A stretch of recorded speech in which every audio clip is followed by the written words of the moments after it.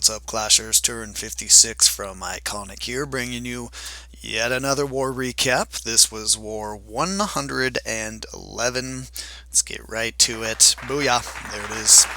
Another win. That is 11 in a row for us. This one was cruising to an easy win. We could tell pretty much within the first hour or two that this was going to be a win. Oh, sorry, put that. Wait, where is it? There it is. So 180 out of 180 possible clan XP. That gave us the boost and put us up at a tier 4 clan as far as our perks go. So that's nice. That just came in. Here's how the attacks broke down. We were able to get 23 stars out of 25, and they had 4 Town Hall 10s, so really nice production there. That's versus their 5 3-stars, and a few of those are attacking down and a Town Hall level. 93% average destruction for us, a nice high number. Love to see that. Here's how the attacks broke down for our clan. We had 4 heavy hitters this war. There's Nasty Nate, Supraslo, Nicklaus, and Lawless. And then for the 5-star bitch slappers, we had a Town Hall 10 bitch slapper this war, Slayer. Then Tobin 36, MrPuppers, Daniel, BubbleBoy, Remden 13, Master of Doom, and Lantriper. So lots of really good attacks to go around from the team. Excellent work, everybody. I'll show you what they did on us. They used almost all of their attacks, which I respect. I mean, these guys, as a clan, weren't great attackers. Lots of 2-stars, as you can see here. But, even when it was over, they were still attacking, and I respect that. So, good for you guys.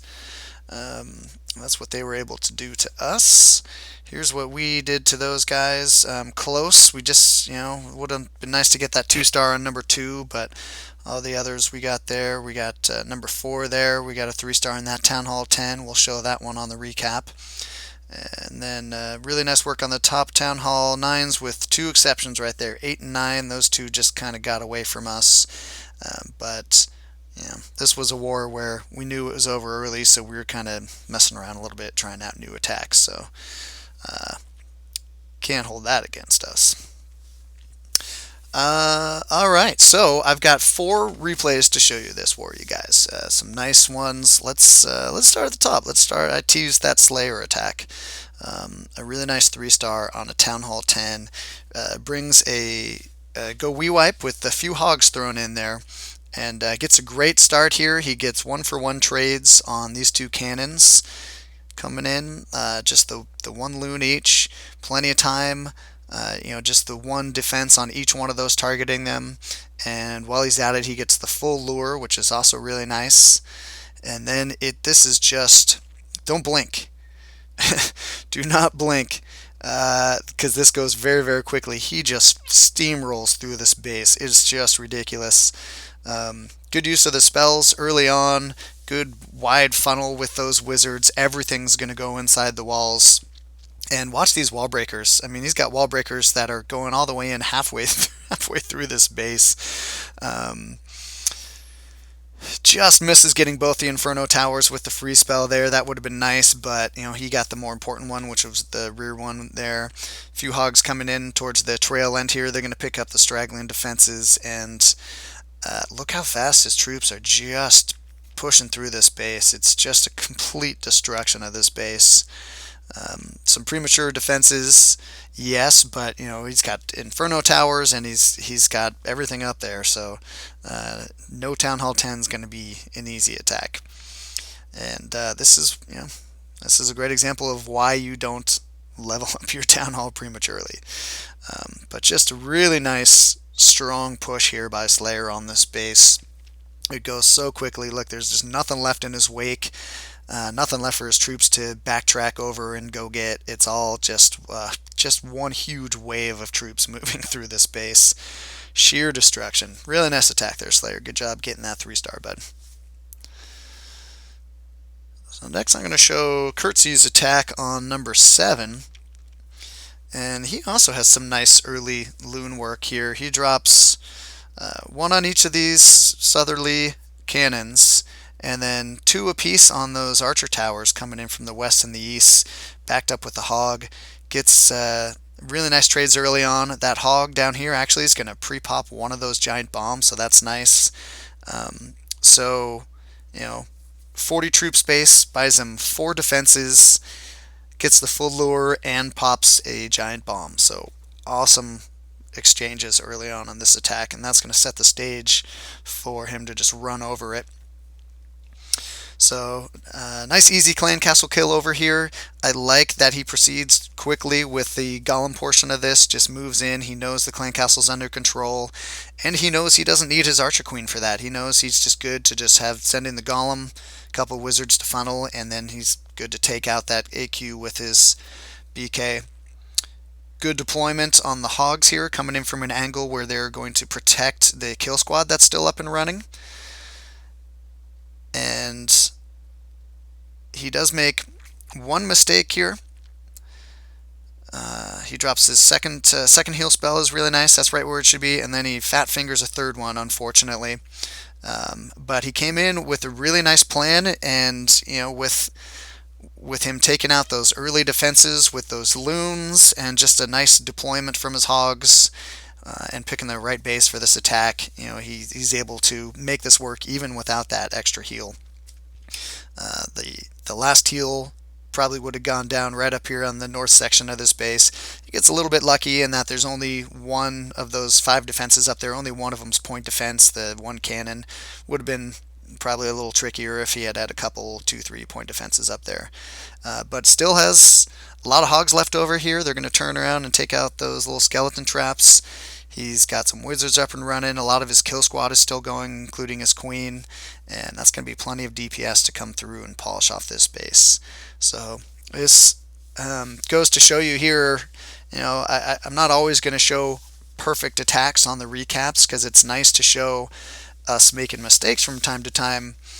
And this attack right here demonstrates that even when you make a mistake or two sometimes, if you have a good plan, if you've set the stage well with a nice plan and nice execution everywhere else, you can afford to make a mistake every once in a while. And this is just a little last minute cleanup down here. So really nice hoggo attack there by Curtsie. Nice work, dude. Next I'm going to show MrPuppers taking on number 11 here. I liked this gowiwi with back end hogs and loons. So starts off here, popping the glory hole. Always stick something in the glory hole, kids. Remember that. I mean, he gets 2 big bombs for that. That's just ridiculous. Such bad base design. Nice big spread on the golems here, and good wall breaker work. One of the things you can do to ensure your golem attacks are going to go well is to make sure your wall breakers hit their target. Wall breaker fails will derail a golem attack quicker than anything else. And look at this base. It's essentially 6 big chambers, the 4 corners, the core, and then the ring around the core. So it's a great base for a golem style attack, with the witches in there running wild. Not too many walls to have to push through, and he's already broken through half of those chambers just with those first wall breakers. So good base identification here by MrPuppers. Some nice spell work here. He's got his troops all clumped up in the one area there, so he's able to maximize his spells by dropping them on the most troops possible. And here's where these back end loons and hogs come in.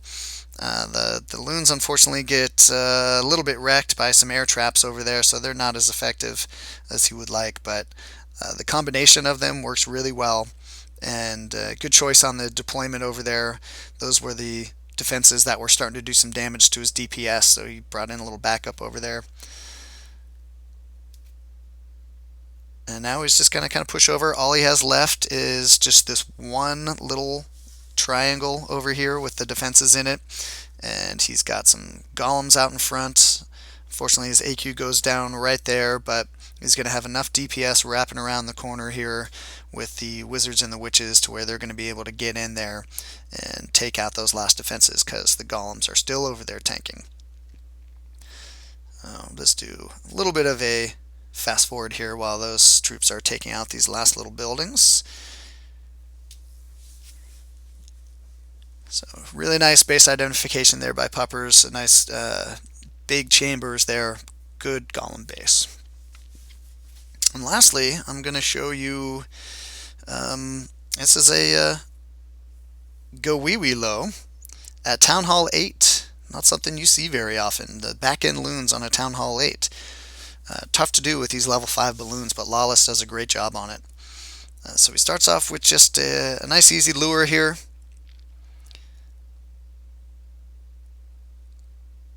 Gets a defense for his trebles, and he's going to bring them over to the corner, and a pretty basic clan castle kill over there.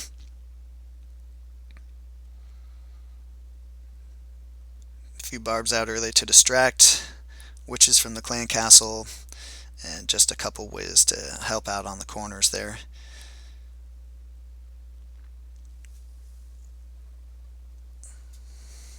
Does lose a couple of his wizards during that push because they're dropped just a little bit too close to that archer tower, but not something that derailed his attack. So he's coming in with 2 golems and supporting wizards and witches here, and I think what makes this attack work is his commitment to the wall breakers. He brought just a ton of wall breakers, and he needs these golems and the golem portion of this army to push in pretty deep. Because he has those back end loons, they definitely need to take out those first 2 air defenses that are along the way. But he has some nice work by his wall breakers. Just keeps dropping them patiently, 2 at a time. He's not spamming them, strategically dropping those wall breakers, and they allow him to push in here and take out these air defenses. And once those air defenses go down, he's got these 11 back end loons that, as you can see here, he's starting to drop his rages for them. They're going to push in, and they're going to handle a huge chunk on the back end of this base.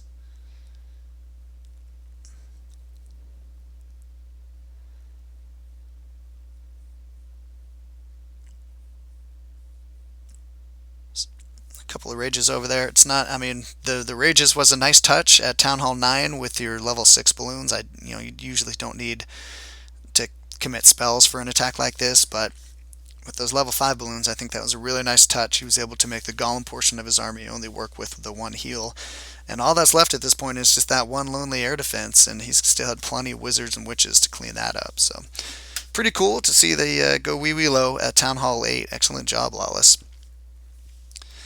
Alright, you guys, that's the replay for War 111.